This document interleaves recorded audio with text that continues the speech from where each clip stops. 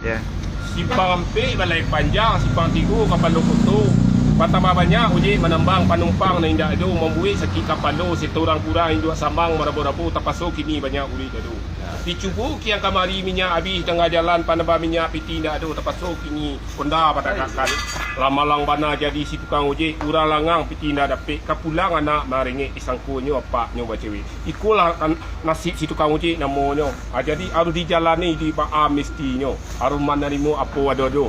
Ibarat orang bapantun rumah baru jendela kaca barang baru yaitu harga biasa 10 sekarang 5.000 aja. Yang jauh mendekat yang dekat menjauh balanju alhamdulillah indah balanju biasalah.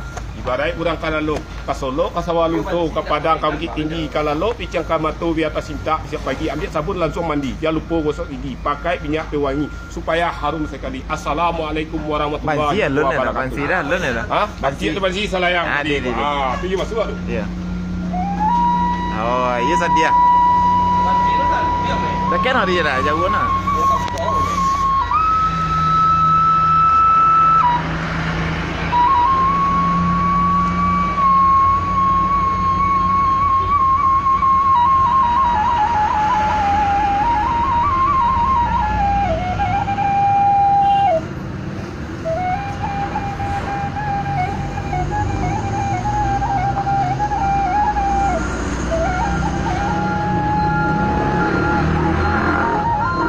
Tapi tangi orang rantau deh kalau masuk ke Facebook tu.